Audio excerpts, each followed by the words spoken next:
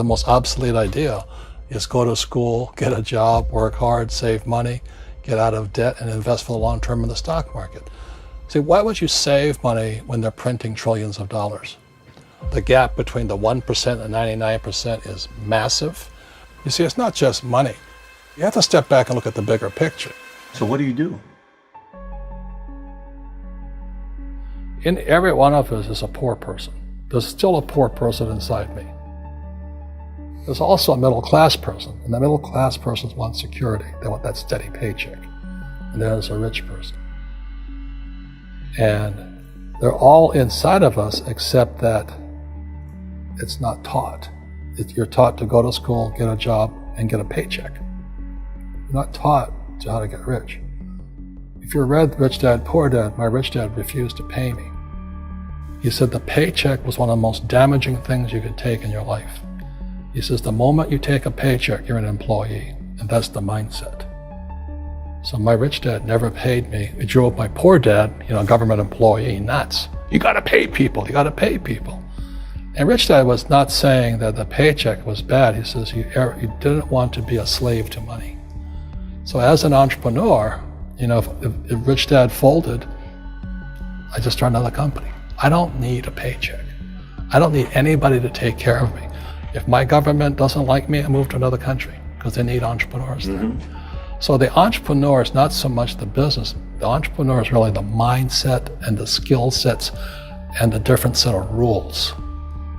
You see, I don't operate, small business does not operate in the same rules as big business.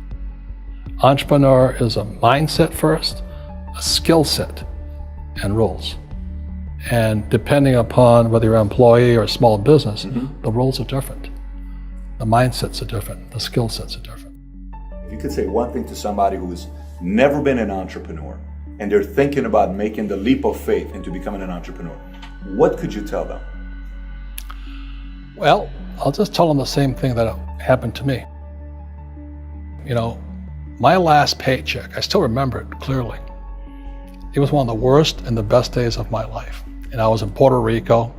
I was working for Xerox, and my boss gave me my last, it wasn't a paycheck, it was a bonus check. I think it was about $30,000 taxable. It's the only problem with that. So I got this check and I went, holy mackerel. So I was excited, but I was also disturbed. And so this other guy comes up to me, his name was John, and John says to me, he says, you're gonna be back. I said, why? He says, because you're gonna fail. I looked at him and said, look, few expletive words, because that's what he did. He left Xerox, failed, and he came back. And I said, look,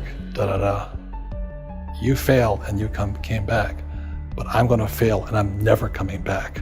And that's the attitude. Do you know what I mean? If you say, well, if I fail, I'll go back to mommy and daddy, then that's what you'll do. So if you fail, that's when I became an entrepreneur, because I had no money. I had no money for years. I didn't have a paycheck. But that's what my rich dad encouraged me to do. He says, when you don't have this paycheck, you get hungrier, smarter, and it's a test of your character. Will you become a crook? Will you become dishonest? Will you cheat and steal? Or will you become a better human being? So really, that's the benefit of becoming an entrepreneur, is you really find out who you are when you don't have anything. So you always have to look at the big picture. Too many people look at, well, what's going to happen to me?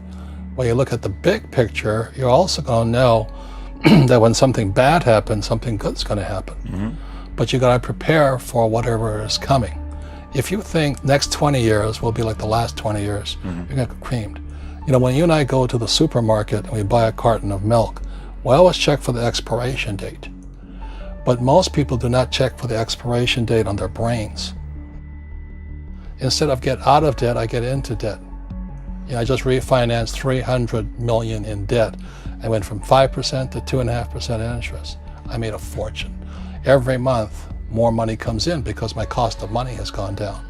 So while some financial experts are saying get out of debt, I'm saying learn how to use debt. See, when I came back from in Vietnam in January of '73, the first thing my rich dad said to me was go to school to learn how to invest in real estate. It wasn't real estate, it was how to use debt and taxes. Debt and taxes make the rich richer. Debt and taxes make the poor, the middle class, poor.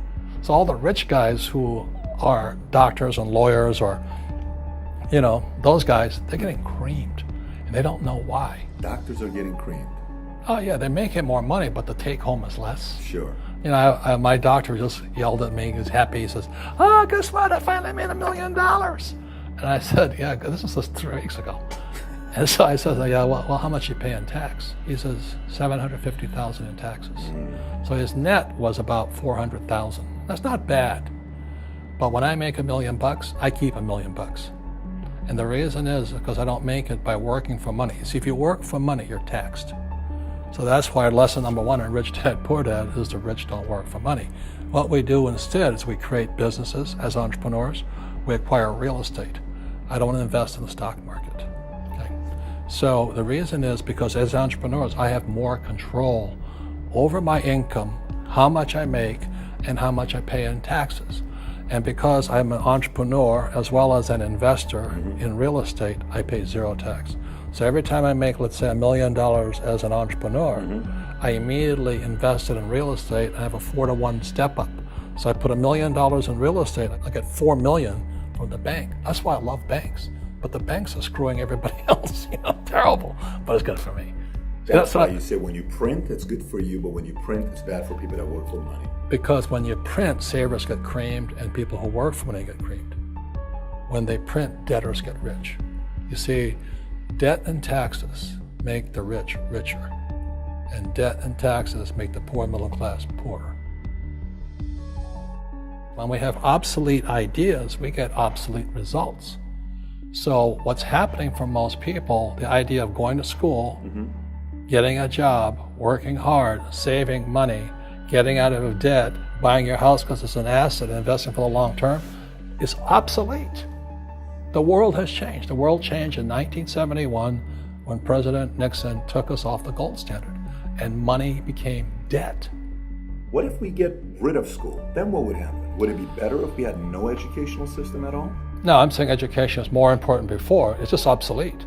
There's Moore's Law which states information doubles every 18 months. In other words, everything's obsolete 18 months. So, and this is just a recent phenomenon. So when you come out of school, you're already obsolete.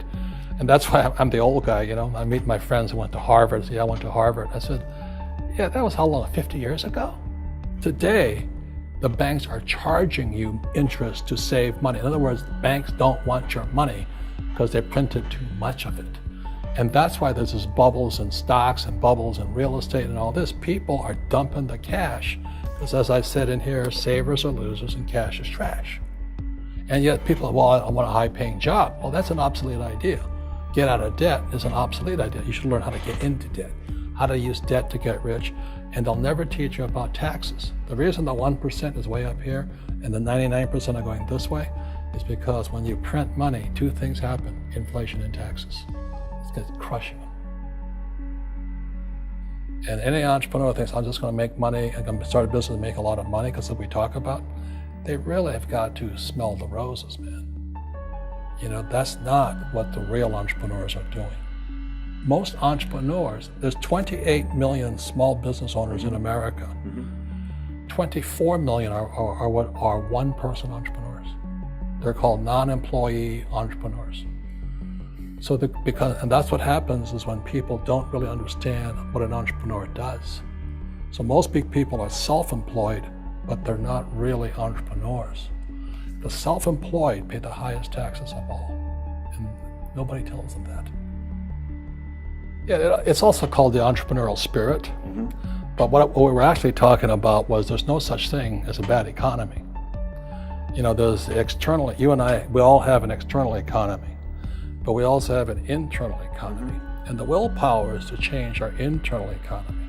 So for me, I can see the good and I can see the bad. I don't really give a damn because I'm going to be rich anyway. But a poor person with a poor personal economy, all they're going to see is a bad economy because they don't know how to make money in any economy. And a middle class person, they have a middle class economy. What they want is a nice house and a steady paycheck and the job and the car. And so when you take their job away, to them, that's disaster. Well, since an entrepreneur doesn't have a job anyway, it's no big deal. So all I'm saying to people, and it's what Bucky Fuller taught me, there's always two sides, you know what I mean? Unity is plural, at minimum two. So if you think the economy is bad, it's because your economy is bad. If you think that steady, employment is important, then you'll see an economy without jobs. Your economy versus the external economy. What you control versus what you can't control. I can control. Yeah, it's called an internal focus versus an external focus. So the real entrepreneur has an internal focus. That if they fall down, they say, "Oh, this is good, because I'm going to go up higher." The average person will fall down and say, "Oh, I'm going to take some Prozac," or somebody has a mistake. So, "Oh, the mistakes don't matter." Well, mistakes matter. It means you didn't know something. But a real entrepreneur, whether they fall down, they always can go up. They can stand back up and go higher. That no matter what happens to them, they get stronger and better and smarter and happier. But a person with a weak internal mindset is that they're so afraid of what happens, it generally happens. Like, people who are afraid of losing their jobs, they generally lose their jobs. You know what I mean? Yeah, so everything comes through you. Yeah, so the entrepreneur first job is to control inside here, not outside there. The moment you take that paycheck, you're an employee. You've got to be stronger than that. It's about inside control.